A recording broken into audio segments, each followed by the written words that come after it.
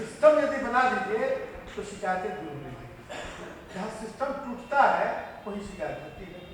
मुझे खुशी है कि शिक्षा विभाग में पिछले एक आध वर्ष से काफ़ी सिस्टम बनाने का प्रयास किया और यह उसी तरह का प्रयास है कि जैसे बिगड़े हुए जो व्यवस्थित निकाय है और उसमें एक तरह की बीमारी है कि समय पर नहीं आना, बच्चों का विद्यालय में उपस्थिति में कमी या फिर पढ़ाई का गुणवत्ता घट जाना, ये तमाम चीज़ें बीमारी थी।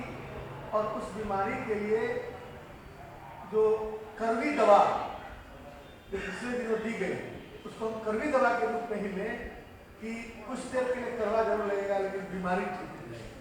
और हमें खुशी है कि बीमारी ठीक होती हुई दिख रही है कि पूरे बिहार के अभिभावक अपने बच्चों के पढ़ाई से संतुष्ट होते दिख रहे हैं और बच्चों की संख्या पढ़ने वालों की और विद्यालय में व्यवस्था बेहतर हो रही है। यह खुशी की बात है।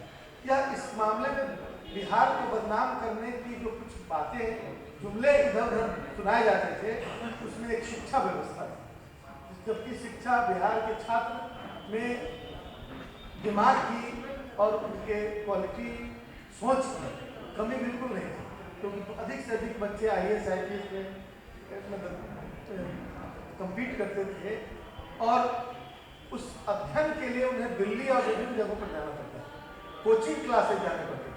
अब आप देख रहे होंगे कि कोचिंग क्लास में जो चीज़ें दी जाती नहीं है वो अब विद्यालय में ही उपलब्ध हो रहा है और ये बच्चे क्षेत्र में एक बड़ी उपलब्धि होगी। यदि कंटिन्यू कर गया तो मैं समझता हूँ कि बिहार देश का नंबर 1 शिक्षा के मामले में राज्य होगा और यहाँ के बच्चे देश और दुनिया में पहले से अव्वल कर रहे हैं तो उससे भी ज़्यादा सीमा को ला पाएंगे। तो ये विभाग से जुड़ी हुई बातें हैं।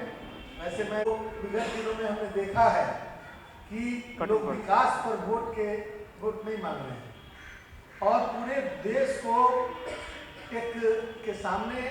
आँख के सामने एक भ्रम का पर्दा डालकर और जैसे जादूगर दिखाता है कि देखो ये हाथी है तो सब लोग हाथी दिखाई पड़ने लगता है, उस तरह का प्रोसेस अपनाया जा रहा है।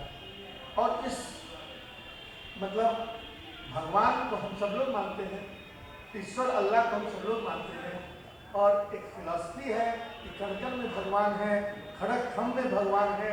तो अपने मन के अंदर यदि भगवान को हम मानते हैं तो कोई जरूरी नहीं है कि आप उसका डिक्टेशन करें और आपकी बात को हम मानें। तो पूजन करने का, अध्यात्म करने का तरीका सबका अलग अलग हो सकता है। उस देश में स्वतंत्रता कि अलग अलग ढंग से लोग अपने आस्था के हिसाब से, आपके हिसाब से नहीं, कोई जरूरी नहीं। तो ये जो किया जा रहा है, मैंने जो रामनवमी और मतलब का माहौल बनाया जा रहा है, ये चुनावी रामनवमी का, तो ये सारी चीज़ें सिर्फ और सिर्फ किसी आस्था और भगवान से संबंध के लिए नहीं, ये जिस चीज़ के लिए बनाया जा रहा है पूरे देश की जनता समझ।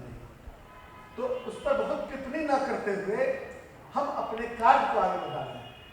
आप देख रहे होंगे कि हमें जनता की जो अपेक्षाएं खड़ा करने की कोशिश होनी चाहिए और हम साथियों को राजनीतिक सीखा। राजनीति में धर्म का कहीं स्थान नहीं, राजनीति का धर्म का स्थान राजनीति से बहुत ऊंचा है और उसको घसीट के लोग राजनीति में जो लाना चाहते हैं उस बात की विरोधना करता है। और मैं नहीं समझता कि यह आम जनता इन चीज़ों से बहुत कंफर्टेबल है। और आज जो तीसरी चौथी पार्टियां विकसित हो गई, उनका उद्देश्य तो चुनाव जीत के सरकार बनाना नहीं, बहुत मीठी मीठी बातें करते हैं, बहुत नई नई तरह की बातें करके और लोगों को मुख्य धारा से भटकाने का काम करते हैं। थोड़ा सा दिमाग पर जोर दें तो आपको पता कि सोचने की जरूरत है कि ये आदमी जीतेगा तो क्या करेगा।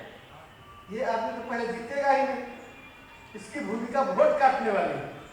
तो वोट काटने वाली भूमिका में जो लोग हैं वो अपने सोच की जो समर्थक हैं उनके असली सोच कहीं और है। वो सोच नहीं है जो बोल रहे हैं, उन समर्थकों का वोट नहीं काट रहे हैं, क्योंकि उससे बीजेपी को घाटा हो जाए। किसका वोट काट रहे हैं? हमारे लोगों के बीच जा जाके समझा रहे हैं। जिस आदर्श की बात समझा रहे हैं वो आदर्श की बात करने का उनको कोई अधिकार नहीं है। उन लोगों ने राजनीति को व्यवसाय बनाया है।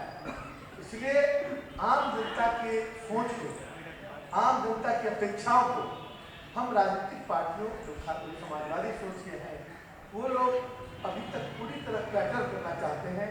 और वही दिशा है माननीय लालू प्रसाद जी की दिशा, माननीय शिव प्रसाद यादव जी की दिशा, माननीय नीतीश कुमार जी की दिशा और सभी वामपंथी साथी कांग्रेस सब जो अभी बिहार और देश के अंदर एक प्रतिपक्ष का एक मजबूत खंभा तैयार हुआ है उसको मजबूत करने की जरूरत है, ताकि देश से फिरका परस्त ताकतें और विभाजनकारी ताकतें सत्ता की कुर्सी पर से नीचे उतरे।